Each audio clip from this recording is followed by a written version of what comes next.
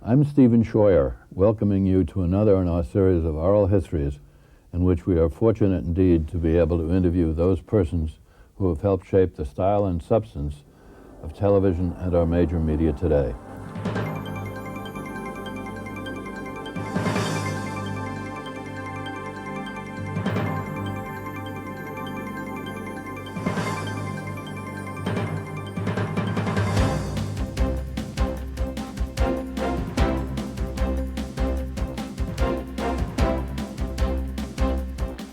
We are very pleased to have as our guest today someone who has given real credibility to her company's slogan, "It's not TV, it's HBO." She is, of course, the Executive Vice President for Original Programming at Home Box Office, Sheila Nevins. Here's some of the work she has nurtured over the years. I've been very naughty.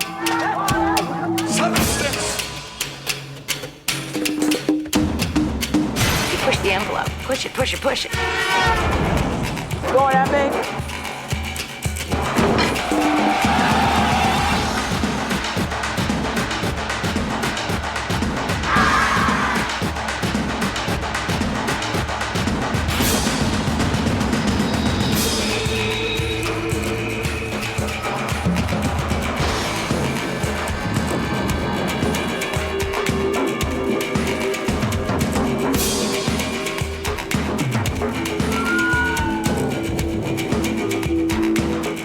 Are there some things that you are particularly close to your heart in the material we've seen and you'd like to comment on briefly? They're all close to my heart in different ways. I don't have a favorite child, really.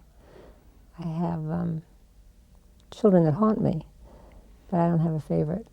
I'm haunted by the ones that are about the banality of evil, and that would be something as trivial as the Iceman, who is a man who just doesn't have a fear gene, who just can kill without any feeling.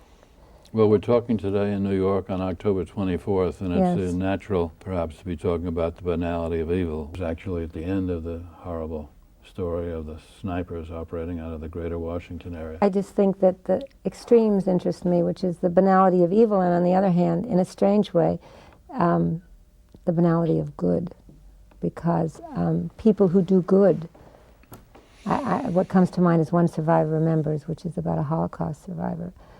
The good that you feel in that film is as natural to the owner of that film as the evil is to the owner of that film, meaning the stars or the subjects. And those extremes have always fascinated me. So they resonate, but I can't say they're my favorites. They're just the most haunting, because I can't really figure out the difference.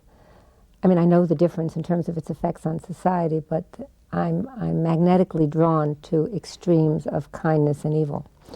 Have there been some films that have resonated with you or that you admired early on in your career or your work that made an impact I think on you? the one that made the most impact was something called The Life and Times of Harvey Milk, which was by Friedman and Epstein, two filmmakers we have worked with since. But it was the first time, because I had gone to the Yale Drama School and I thought I was going to have a future in theater. But when I saw that film, which I guess was in the 60s, or maybe it was the early 70s, no, late 60s, I think that I thought that real life was more theatrical, more dramatic than we created life. And I think it was a turning point for me in terms of what I thought I wanted to do with my life and what I wanted to work on. It was very instrumental in my feeling that the drama, the true drama, was the drama of everyday people, or people just trying to stay alive. And I think I've really stuck to my guns in that way. I've never really been coaxed by fiction, or particularly enticed by it in any way. No one's ever asked me to do it, and I've never really cared to. One of the films that was so powerful in all of this was the film that you and your colleagues made for 9/11 called In Memoriam. There was a lot of talking, but it got a great deal of credit. And you said at the time that you didn't want to offend or cause trauma to any individual at the same time, and you didn't want to euphemize history. And we're going to look at a clip from In Memoriam right now.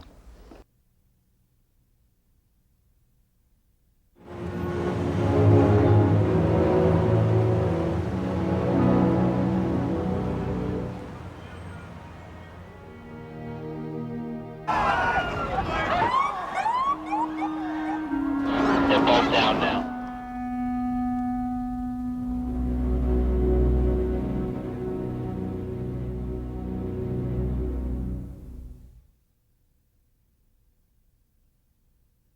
September 11 was supposed to be a fairly quiet day for me. It was a beautiful day.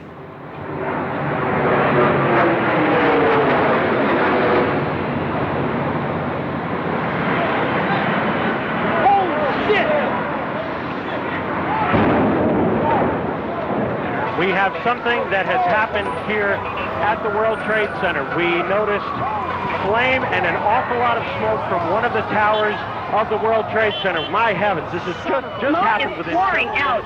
This gas goes from one side of the building practically all the way to the other. We had seen a fireball, and I can tell you it appears tower number 2, at least from our vantage point, appears to be unaffected. This appears to be entirely in tower number 1.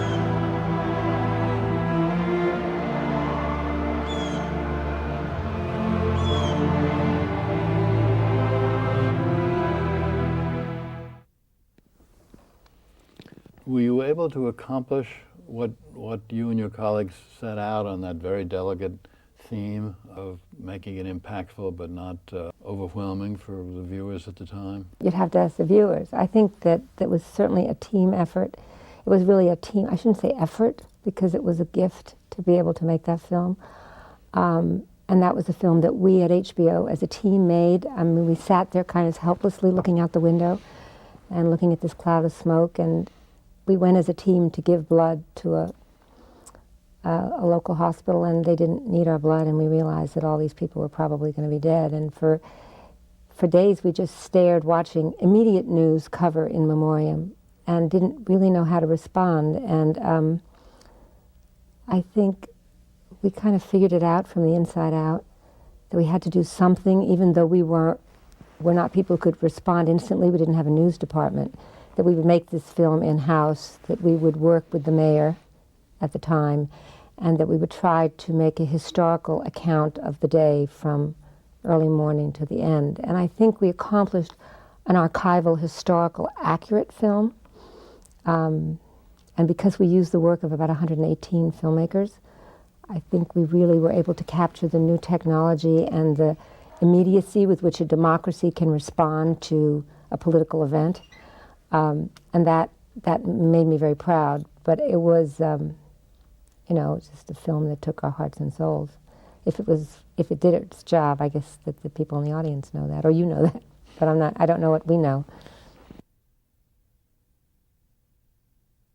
Where did you grow up as a child, and what got you interested in this whole field in the first place? Did your parents take you to the theater in New York? No, my parents were poor. My mother was a communist. My father worked for the post office. I was not a child of privilege, although people often think that I was sort of born with a silver spoon. It must be my phony machinations. But I went through everything by grit and by scholarship.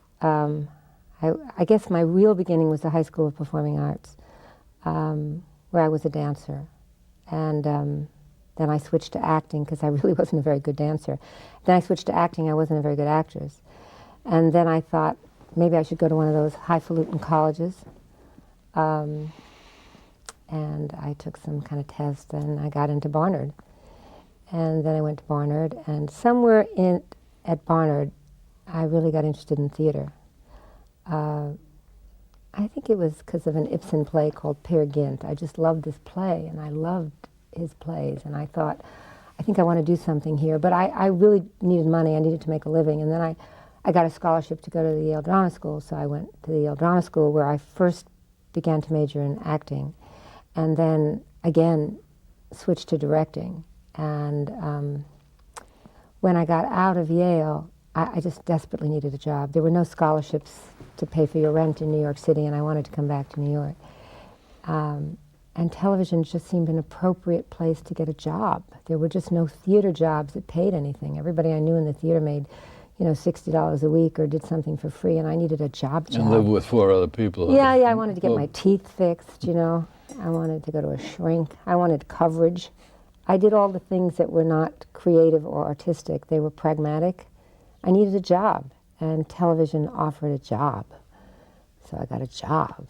But it didn't start with a passion or devotion. It started with the need to make a living for myself. In chronological order, that was the working for the USIS in Washington? First I worked for USIS, yeah. And then I came to New York. But my real, I guess, if one is ever born twice, I certainly was born again with Al Perlmutter and The Great American Dream Machine. Because I started as a researcher and being aggressive and obnoxious and determined to do I'm not sure what, probably to get more money, you know, in my paycheck. Al always gave us a chance to do what we wanted to do next.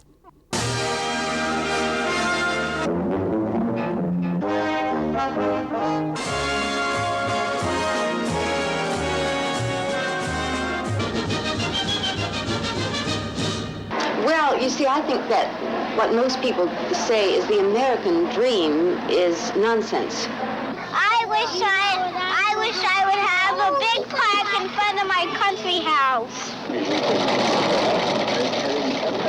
I wish I could have tomorrow's closing newspaper. A toy car. A ring. Find a good woman. Get yourself a place. That's it. Go ahead. Get a job. After you get over that 16, 17, it's just work. My highest aspiration is, in effect, to have no aspiration. A doctor. And I once had a vision of being like Louis Pasteur or something. You can be a garbage man, you can be president. That anybody, rich people or poor people, men or women, can work for whatever they want.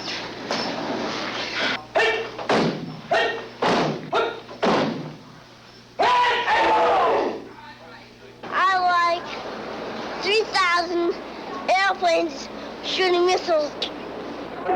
America.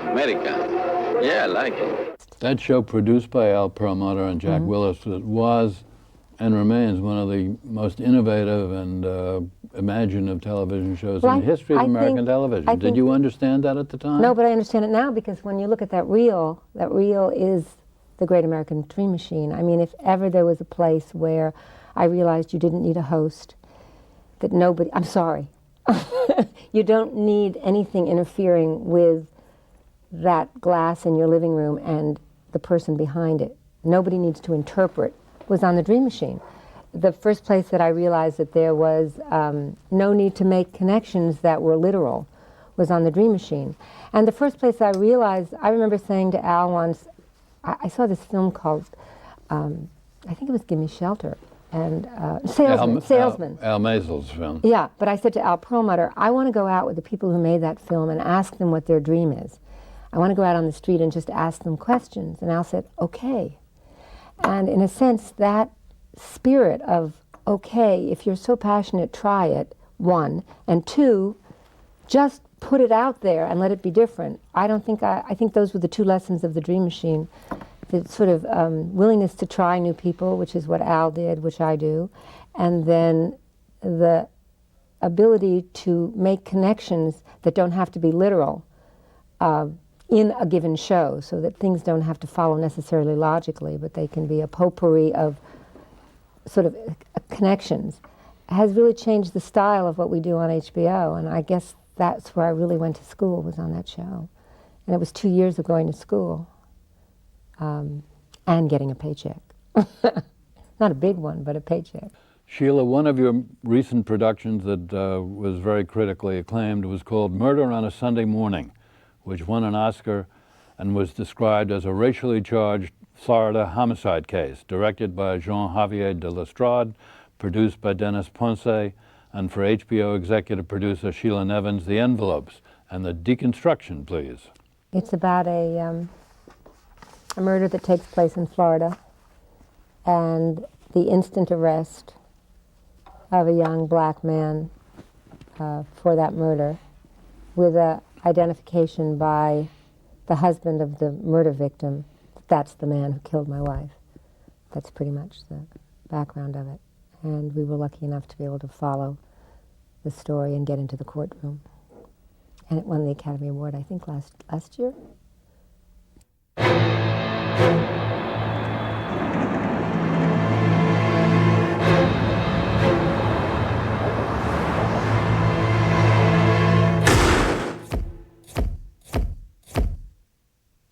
They went and talked amongst themselves for a minute or two and went and got the victim's husband, and he indicated that Brenton Butler was the person who shot his wife.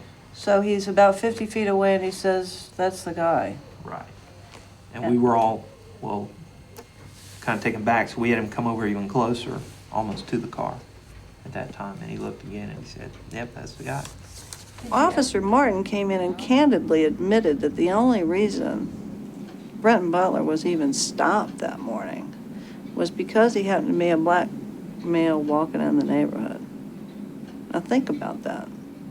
That means for every African American in Jacksonville, Florida, if they happen to be walking down the street, lawfully going about their own business, not doing anything wrong, that they are subject to being stopped and asked to get in a police car and driven away from what they're doing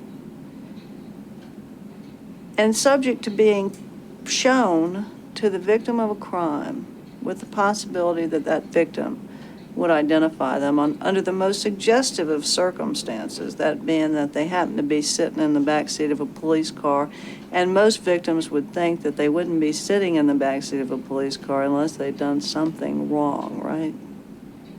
So that's where we are today in Jacksonville, Florida. And I personally find that to be disgusting and reprehensible.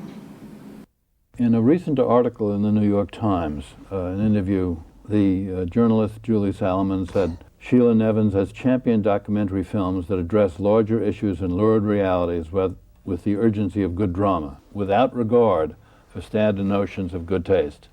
She went on to say, dwarfs interest her, so HBO produced a documentary about dwarfs. She's planning a show on zoophilia, sexual relations between humans and animals, and she can't imagine working on a history of public school education, the subject, incidentally, of a recent PBS series, I'd die of boredom, you said. Is that an accurate reflection of how you feel? Can you die of boredom? Boredom? I can't even say the word. I'm so bored with it. Okay. Boredom. Well, there are two parts to that. Public television is great. I grew up in public television. But I have a very low, I probably have attention deficit disorder, undiagnosed. So television was the perfect place for me to go because it's short attention span, theater, essentially. And the subjects that intrigue me are those that often have not been dealt with before and often don't hurt anybody. They're consenting people doing things that make the nothingness of life possible. So sure, I'm interested in dwarves, and sure, I'm interested in people who love their pets beyond just patting them. And but I'm also interested in poverty in the Mississippi Delta. But I'm only interested if it's interesting. What's the point of making something that's just for the people who are already committed to that idea or that subject? And so I think that I find equally interesting shows with R-rated sexual content and shows with R-rated political content. Did I answer your question? Yes, eloquently. Oh, good. Okay. The great thing about HBO, I mean, it's another great gift, is that there are no advertisers. You really are, the foundation is the audience that pays for a monthly subscription. So you owe them something they can't get for free. So that, by its very nature, pushes the envelope. But you'll know that in my clip reel, the woman who says pushes the envelope is a stripper. And I love that, because pushes the envelope is always used in intellectual circles. But I like that she says it, that she tries to push the envelope, and she's got her sort of rump in the air. You mentioned your subscriber base. I think it's important to note HBO presently has on the order of 27 million subscribers, is that right? Yes. Most of whom pay somewhere in the area of $20 a month Something like for the that. service. Mm-hmm. So we're talking about rather more than $400 million a month. And how much of that comes back? How much to do I get? Well, I know a fraction less than that. But how much of that is, given the complex organizational structure and some of the financial issues going on at the moment, how much of that flows back to HBO as distinguished from going elsewhere in the Warner Empire? Those who know me know, I mean, I wear jeans to work, so you can't ask me corporate questions. I really don't know. I would say I never have enough money to make the things I'm passionate about, but I have enough money to make enough films that are about subjects that push the envelope. I really don't know the economics of how HBO feeds the rest of the company, but we certainly are a money machine. I mean, it's the economics, just the way you explain them, sound pretty good to me. I'll tell you about Monica Lewinsky. Everybody wanted me to meet Monica because Monica was Monica, and at the time I really didn't think it was necessary to meet Monica. But I thought, since everybody was so interested, and since I was in television, and since this seemed to be a very important interview among all the people in the building, I thought I would meet with her. And I met with her. And I thought she was interesting. And we went down to Starbucks together to get some coffee. And the traffic stopped. The man at Starbucks dropped the coffee and splattered all over everything. And I thought, God, I'm in television. If I can't figure out a way to use this woman, I mean, after all, these are cash-paying subscribers. If I can't find a way to get this woman on HBO, I'm not doing my job right. So we concocted with these great producers, Fenton and Randy, a style of presenting Monica that would be different. It wouldn't be another Barbara Walters interview. It wouldn't be an interview. It would be an eclectic show, and we called it Monica in Black and White, and we invited college kids and professional people, some of whom hated her, to ask her questions. And then we intercut it with the chronology of the events that fashioned her life. And it had its great supporters and it had its great detractors, but I think it was actually a victory because it was stylistically and technically so interesting, and it gave her a chance. She deserved a shot. Did you have sexual relations with the president? Monica! Monica, look over here! Hi. Thanks all for coming. I'm really nervous. So who wants to ask the first question? Yeah, I think my relationship with, I think having had that relationship, it made me very comfortable with the notion of it was okay to be with a married man.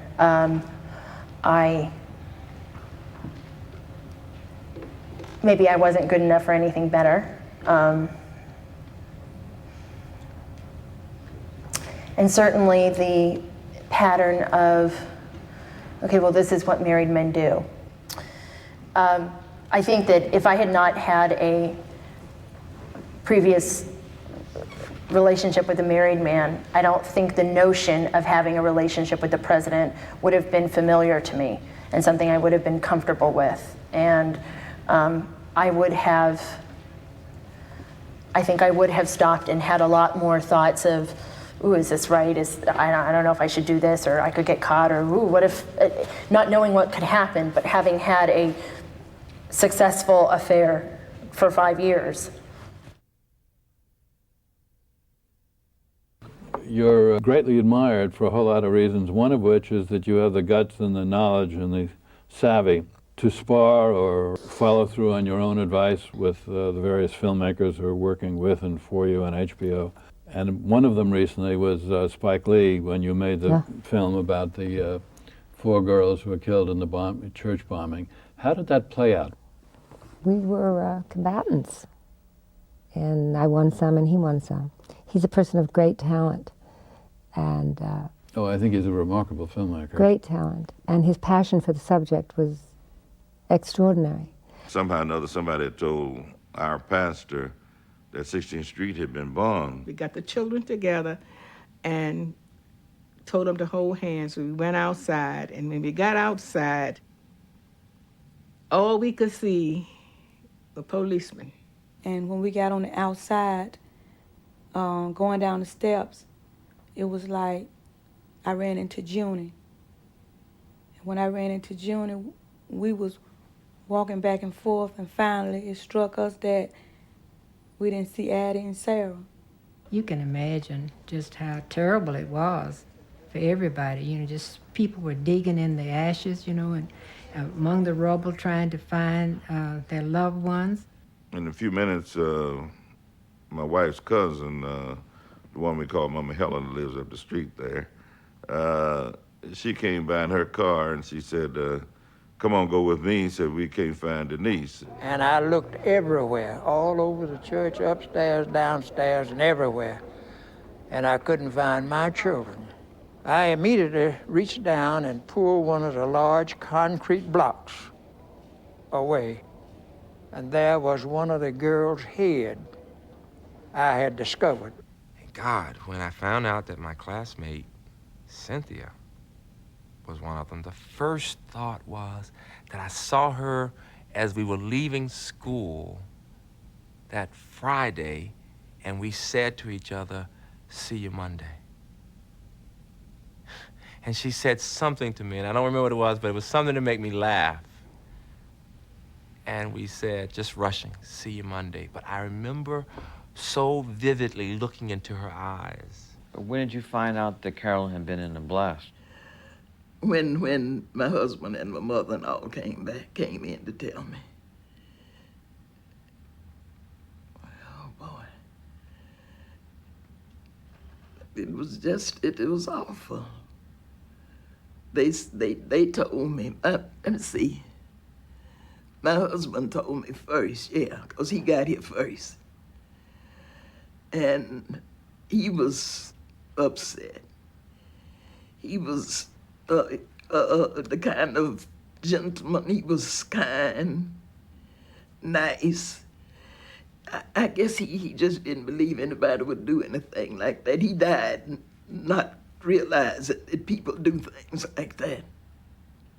But I think that I've learned over the years that talent, and maybe this is incorrect, but talent without a sense of collaborative fairness, that doesn't mean you have to listen, but just a certain ability to sort of play with the folks, sometimes can go in the wrong direction.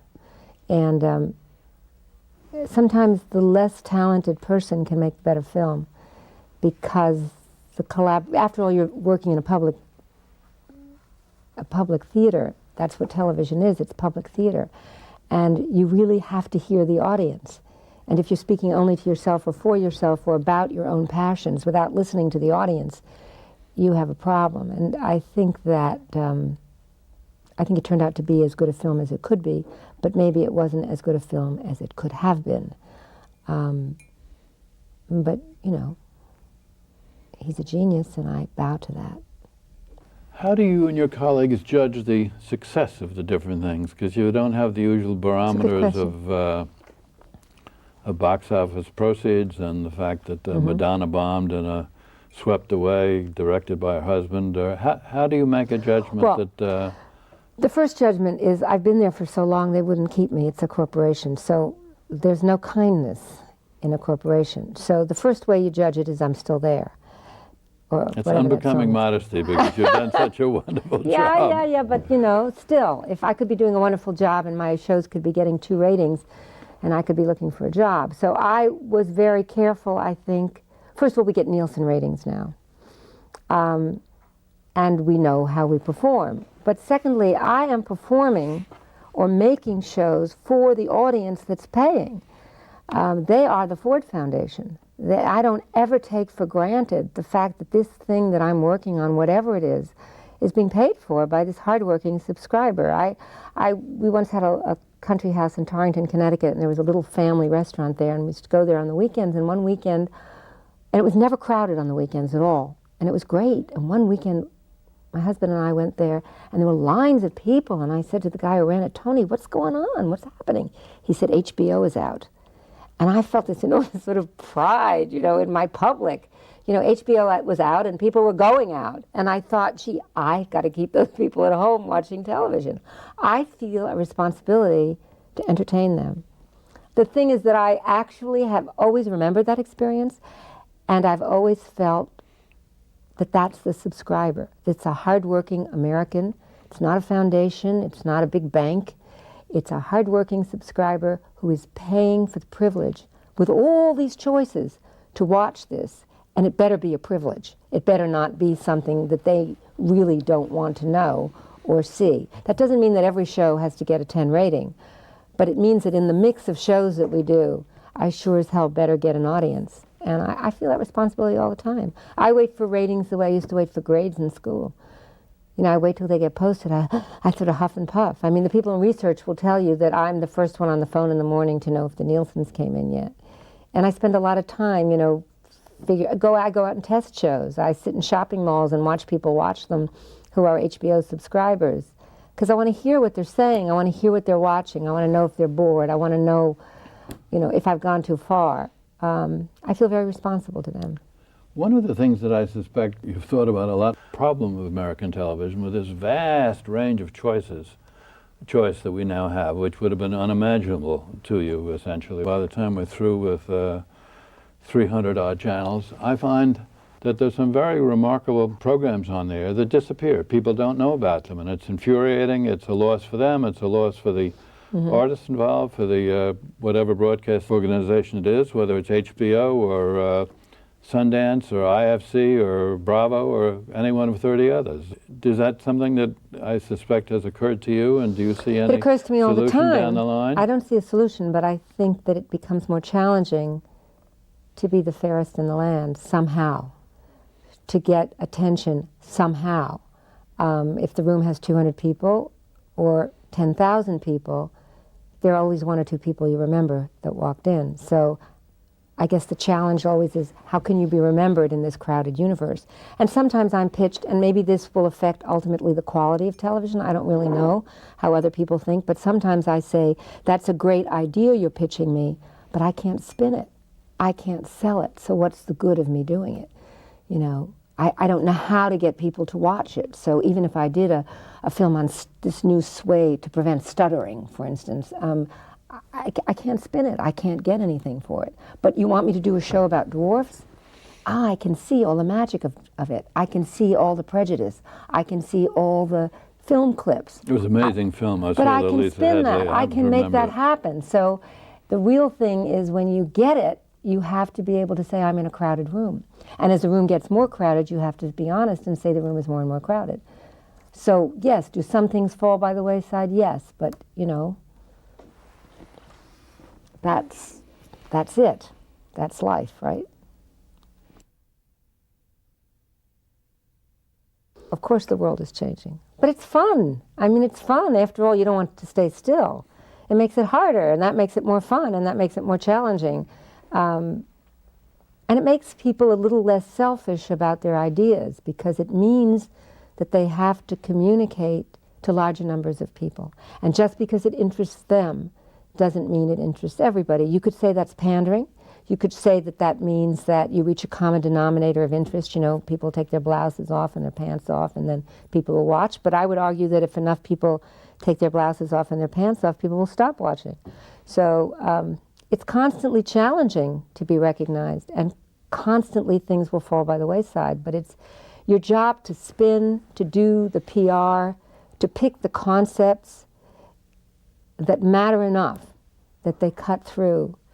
And sometimes you don't do that. And sometimes you just sit back and you say, I've made so much noise with Monica, and I've made so much noise with Animal Passions, and I've made so much noise with Real Sex. Maybe now, we can do a film about blindness. I've earned the right to do that film. So I think that you barter popularity and causes sometimes, but you have to go for popularity first. At least I do, because that's who's paying my check. That's who's subscribing. And Shakespeare didn't have that problem. He may not have had a crowded universe, but he spoke to everybody. The people who filled the galley there were certainly not the rich only. They may have had better seats. But isn't that the great thing about television? Everybody has the same seat. I mean, it's so much more Some have democratic than better theater. resolution than others. Yes. I mean, I think it's the most democratic medium in the world, and it excites me continually that I am an uninvited guest in someone's home, somewhere I don't know where I am, and I'm asking to be invited, and I look at the rating, and I realize they let me in. I mean, it's just, you know, considering I don't like parties and I don't like to go out that much, it's a great way to be everywhere at once. So I force the popular or pop culture concept on my thinking so that I can be invited to a party and still stay under the covers. What's going to be the impact as we move along on television generally with the increasing use of digital and high-resolution video? People are able to make more product at a tiny fraction of what it costs them to make movies. It's thrilling. It's using thrilling. film. Tell us about it. It's so thrilling to go home on the weekend with a bag of tapes, and of the 20 tapes, 10 or 11 are people who've never made a film before. And if it's good, that film, it can be put on HBO. The quality is good enough to put on. When I entered this business, there were the select few who had the money to use the technology that existed at the time to tell the stories that had to be told. Now, I mean, we just bought a film a couple of weeks ago called Flesh and Blood. It's a first-time film. It's a first-time film. It's going to go on HBO. It's perfect. Maybe we changed a little music, we changed the title, but it's perfect. It's just amazing. So, you know, the sense of discovering the needle in the haystack, there are more needles in the haystack because it's cheaper to be a needle. So it's great. I think it's great. I think it makes our job harder. There are like 6 of us, and we probably screen 15 to 30 hours a week of unsolicited material. But every so often, there's that call on, you know, Sunday at 10 in the morning, you say, oh, God, what I saw, you're not going to believe it, and somebody else says that to you. So it's sort of the democracy of television. It's getting more democratic, at least in the documentary field. Are you significantly more involved with the actual hands-on production than most executive producers? It surely seems like you are. Yes. But if it's perfect, I don't touch it. I wouldn't touch Flesh and Blood. We hardly touched Murder on a Sunday Morning. Sometimes some things come in the door and they're like a house of cards. Yesterday we worked on a film called Bolseros, which is about the Cuban raft people, which came to us through an acquisitions person at HBO. And this man came in from Barcelona. He spent 7 years making this film. And all we did was clarify it. I mean, it was a magnificent piece of work. I would be afraid to move too many pieces there because I'd be afraid it would all fall down. But sometimes you get a film where the idea is much greater than the execution. Or sometimes you have an idea and you can't let go of it, like In Memoriam. I mean, I could not have let anybody in the world worked on that film other than the people that I knew and myself, because I just couldn't. But we don't meddle where you don't need to meddle. But when we meddle, boy, do we meddle. Years ago, the networks had the luxury. They no longer do. The 3 major networks, as you know better than almost anyone, virtually have abandoned primetime documentary films. But in those years, some of the major producers, one of whom was a great documentary filmmaker like Jay McMullen, he'd work on a documentary for CBS for more than a year. Most documentary filmmakers don't have that luxury, and they're also financiers trying to find funding. How long the documentary filmmakers that you sign and work with, how long does it take for them to make a piece? I know it varies much a lot. We afford them the luxury of working on the film as long as it takes. We have a film called Amandla, which is about music in South Africa and how it led to the revolution or helped the revolution. We've been working on that for 7 years. But that's not too long. I mean, it depends on the film. I mean, it is, you know, I said there were gifts. There were certainly a lot of gifts. One gift is being alive for a long time. The next gift was certainly the Dream Machine. And the third gift is the MO of HBO, where we don't have a slot, we don't have a time period, we don't have to be ready in a certain time. We just take as long as it takes to make it. Now, we may have to have 13 shows ready by a certain time, but they don't have to be a specific 13 shows. So we can crank up in something that doesn't matter. But if it needs time, we take time. And it's a great gift. It's almost not real. But it... Without having those economic and time pressures No, to deal with. no. I mean, economic, yes, certainly. We have to work within budgets, but certainly not time pressures. The time pressures are self-induced because of economics, and you can't. At some point, you can't have an editing room open. But we've been known to close an editing room for 6 months because nothing's happening. Just film and then open it 6 months later. I mean, how could we fail to be good? We have so many breaks. It would be pretty stupid of me not to be able to make good documentaries with all these lucky, chances. I mean, and I hire great people. I really do. There are, really talented people out there who you learn from. While they make the film, you think, oh, God, they're so smart. God, they're so good at what they do.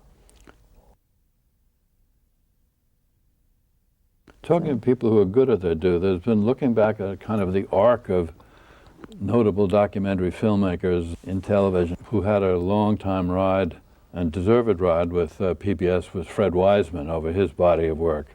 And it seems like that PBS mantle is being inherited, also richly deserved, by Ken Burns. Mm-hmm. Do you see any other major changes and new people emerging in this field, or you think that may have that stature? Or are those funding options changing? Well, PBS is, we have our repertory company of filmmakers. I'm so terrified that I'll leave somebody out and then they'll hear it, so I won't really mention any. But we have our recidivists. We have people that we feel we owe the next film to. But the stature of someone like Wiseman, you can't compete with that, or Burns, because they really have created genres in addition to having had funding for so long. I bet Fred Wiseman couldn't work at HBO. I bet the style and the evolution and the loyalty that he was able to get from public television, I'm not sure that I could give him, because his communication skills are a little different than the kind of pop culture skills that I've had to develop at HBO. Ken Burns, I don't know. I think if Civil War had been on HBO, it might have been a failure. Is that a film you admire? Tremendously. Tremendously. I can be addicted to things that are not right for the audience. I work in a particular department store. People come in to buy a certain size and a certain dress. I try to make the best dress and size in that way. I don't think that I would give them something they don't want. And also, there have become specialized channels now that can give special interest groups exactly what they want. Discovery can give them all the war stories they want in the world. Animal Planet can give them, I didn't mean Discovery.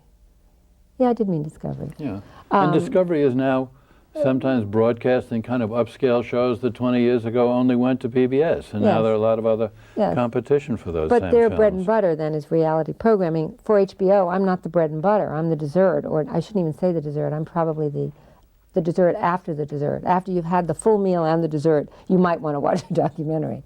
So not being the crucial part of a service has been a great gift, because nobody's looking at you to maintain the service. If you took docus off HBO tomorrow, I don't think you'd necessarily lose a subscriber.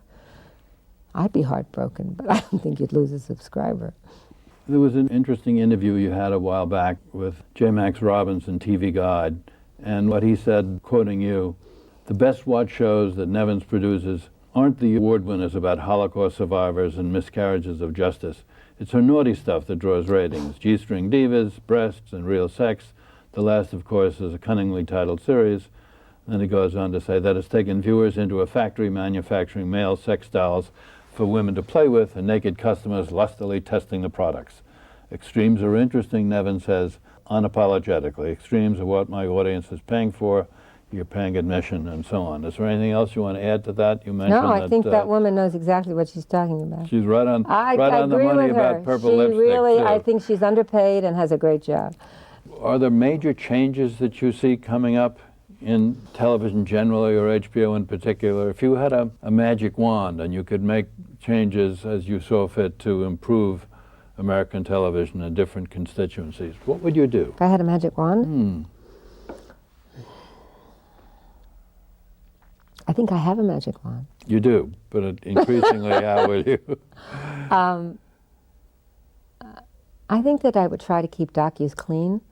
I would try to make sure that the reality programming area that's been evolving stays true to its game show, quiz show machinations, and that somehow the docu form, as we practice it pretty much on HBO, allows reality to happen, and that somehow I'm not forced in any way because of the audience's tastes to doctor waiting for something to happen truly.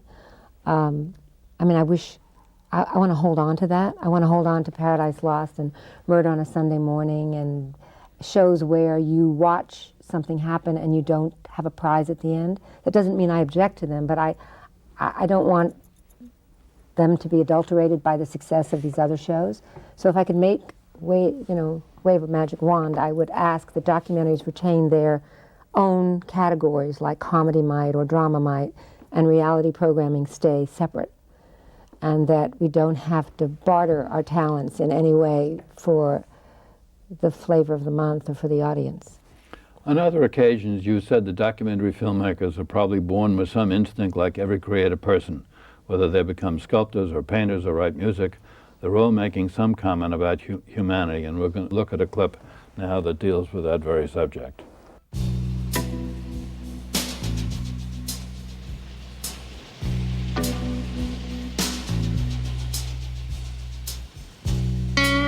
Please rise. I pledge allegiance to the flag of the United States of America and to the republic of which it stands, one nation, under God, indivisible, with liberty and justice for all. I think in that particular show, which Alan and Susan Raymond made from their gut, I think you see the sort of justice of injustice, in the sense that we can show the injustice, but we can't create it. We can't make it better. And yet there is a certain justice in being able to show it, because ultimately when you see it, you want to make change. So I think that these kinds of shows, I don't know that they affect children per se, but I think that they affect adults watching who might be uninvolved with social issues to possibly become involved.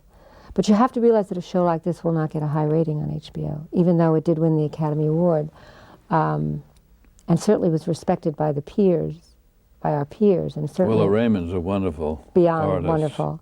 And I think that it was a really significant show. I shouldn't say show, documentary. It wasn't a political movement. It was a television show. And yet it affected a lot of people deeply and seriously, and is still shown in schools and shown to teachers and principals. And so, yes, I get pleasure out of that. But I'm not foolish to think that we've changed the world in any way. What is there in the nature of the creative spirit in other areas that is the documentary filmmakers either have in their guts or respond to? I think they're reality archaeologists. I think they dig through the human condition to try to find the fossil on which they can build their story. We did a show once called Hookers at the Point, which was about Hunts Point, and it was really very sexy, very hot, very whatever. But, I was watching something on Discovery about the Incas of Peru or something, and I switched back to our show, even though I sort of knew it by heart. And I thought to myself, why do they give us such a hard time about the hookers at Hunts Point? Because, we're on a dig there too.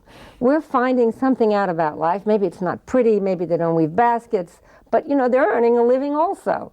There were no llamas, there were just, fancy cars pulling up where we had to blank out the license plates. But I think good documentaries, no matter what the subject, are on digs. They're archaeologists, and they're out there, and it's scary because they don't know the end either. That's the greatest thing about a documentary, is you don't know the ending. That's why I think I've never been attracted by fiction, because you write the script so you know what's going to happen. So when you're working on it, you know where it's all going to go. We start films and everything's on the line.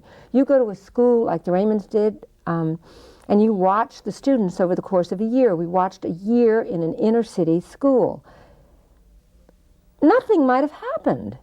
It might have been just a boring piece of film. We went to Hunts Point. We watched them over 9 months. You know, we went to a hospice. We stayed there for 2 years. We watched people learn how to die. Of course, you know in a hospice something is going to happen, but you don't know how it's going to happen. That, to me, is the great dig, the great exciting thing about documentaries, and the thing I would never give up, which is Are not you knowing often the surprised by the ending? One of the most accomplished documentary filmmakers now, who does most of her work for public television, is Ofra Bacall, and she recently said that she's often surprised by how a subject turns out, that when she starts on something, she has an instinct about it, but doesn't have any sense of how it's going to play out. Well, Has that been your experience too? Yes, and Ofra and I worked together on The Dream Machine, and she was the producer of a show on death, and I was an associate producer on that show. And I remember Ofra saying to me once, "You're the only one I know who has the balls that I have."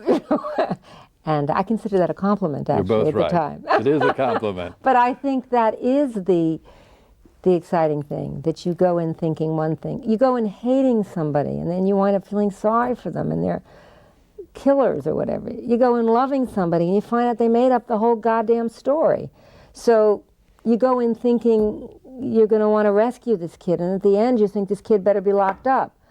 It is a great adventure, and it's never boring. I'm never bored. I think I started with boring when we started talking, but I think that I have a very low threshold for boredom, and I get exasperated very quickly when, you know, but I'm never bored in working on documentaries, because somebody will call me up and say, you know, "You're not going to believe what happened yesterday. Sister Helen had a heart attack and she died." I'll say, "No." Now, I've never only met this woman on film, but like I'm in deep mourning. Or someone will say, "Big Mama had a heart attack," and I'll go into the kitchen, I'll say to my husband, "Big Mama had a heart attack." He'll say, "Who's Big Mama?" But she's someone that I've been living with for a year at work. So it's a constant source of life experience, and I think it probably goes into everything: sociology, psychology, workaholicism in my case, and passion, which you probably need on every dig. So maybe that's what we are. It's a rhetorical question, but you seem to be optimistic about the future of documentaries. They no longer can be described as they were 30 or 40 years ago by capturing reality on film. That word reality surely doesn't have any meaning anymore in today's world. I think I'm fundamentally an optimistic person, because I think if the human race has survived so far, so hesitantly and so painfully, you have to be optimistic because we're still here. I think that I'm optimistic about documentaries because I think the human spirit is so extraordinary, and people survive incredible, incredible things.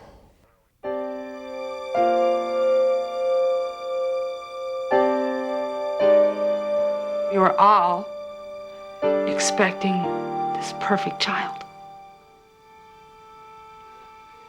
And I saw that there were no arms there. I saw that there were no legs. And my heart just broke for him. So I reached out and I touched his back. And as soon as I touched him, his eyes came open. And he smiled at me. I think I'm more optimistic about the human spirit than I am about a particular form of communication. I mean, here we are in the middle of nothingness, and if we decide not to have a hocus-pocus belief, or a belief we believe is not hocus-pocus, we have to survive this nothingness. So I would say that I think people in the main are courageous. Well, in these parlous, embattled times, that's a very good omen, and I hope and pray you're right, and I'm well, very grateful. I'm not a statesman, maybe an archaeologist, well, but not a statesman.